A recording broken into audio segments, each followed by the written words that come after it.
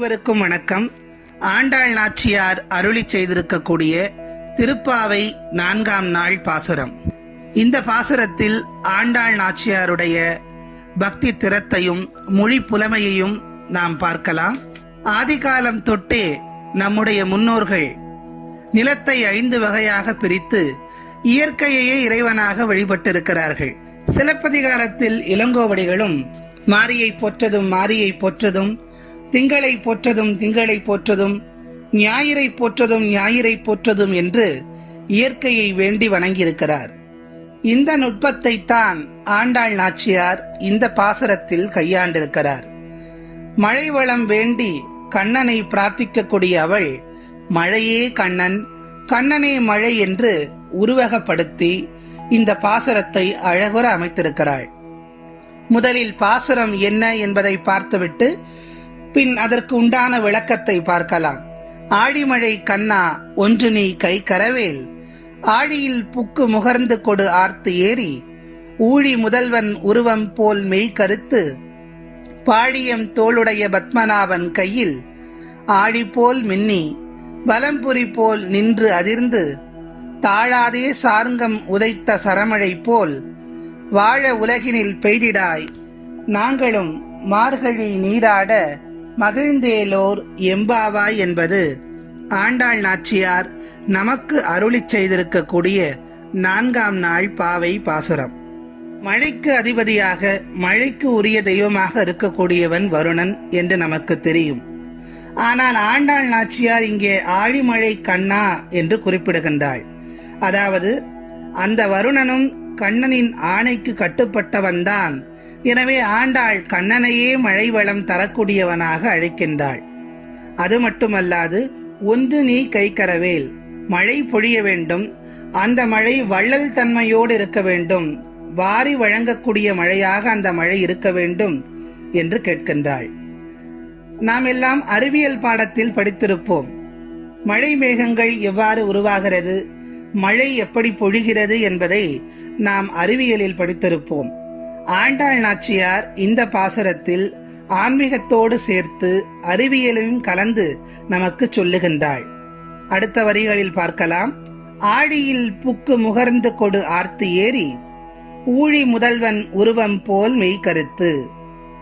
அதாவது கடலில் புகுந்து கடல் நீரை உறிஞ்சி எடுத்துக்கொண்டு வானத்துக்கு ஏறி ஊழி காலத்து முதல்வனாக இருந்து சிருஷ்டிகளை படைக்கும் உன்னுடைய திருமேனியின் கருமை நிறம் போன்ற கருத்த மேகங்களை உருவாக்க வேண்டும் என்று கேட்கின்றாள். அதன் பின்னர் அடுத்த வரிகளில் சொல்லுகின்றாள். பாழியம் தோளுடைய பத்மநாபன் கையில் ஆழி போல் மின்னி வலம்புரி போல் நின்று அதிர்ந்து. அதாவது எம்பெருமானுடைய கைகளிலே இருக்கக்கூடிய சுதர்சன சக்கரம் இருக்கிறதே, அது எத்தன்மை வாய்ந்தது. கஜேந்திர மோட்சம் என்னும் உயரிய மோட்சத்திற்கு வழிவகுத்ததே அந்த சக்கரம்தானே. அந்த சுதர்சன சக்கரத்தை போன்று மின்னலையும், பிரகாசம் கொண்ட மின்னலையும், பகவானுடைய இன்னொரு கைகளிலே இருக்கக்கூடிய பாஞ்சஜன்யம் என்று சொல்லக்கூடிய சங்கினுடைய ஒலி எத்தன்மை வாய்ந்தது. பாரத போரிலே பகைவர்களை ஓடவிட்டதல்லவா, அந்த சங்கின் ஒலியை போன்று கர்ஜிக்கும் இடியையும் ஏற்படுத்தி அடுத்த வரிகளில் சொல்லுகின்றார்.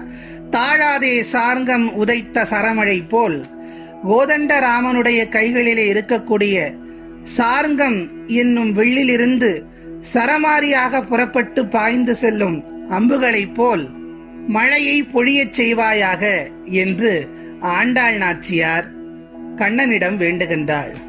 அப்படி பொழியக்கூடிய மழை என்பது நாங்கள் மார்கழி நீராடவும் உலகத்தில் உள்ள மக்கள் இன்புற்று வாழவும் செய்யும்படியாக இருக்க வேண்டும். இத்தகைய தன்மையுடைய மழையை நீ பொழிய செய்ய வேண்டும் என்று ஆண்டாள் நாச்சியார் கேட்கின்றாள். கண்ணில் தோன்றுவ அனைத்தையும் கண்ணனாகவே அவளுக்கு காட்சியளித்தாலும், கண்ணனிடமே மாளாத காதல் கொண்டிருந்தாலும், அதே அளவிலான காதலை ஆண்டாள் நாச்சியார் மண் மீதும் மண்ணில் வாழும் நம்மை போன்றவர்கள் மீதும் செலுத்துகிறாள் என்பதையே வாழ உலகினில் பெய்திடாய் என்ற வரிகளில் குறிப்பிட்டு காட்டுகின்றாள்.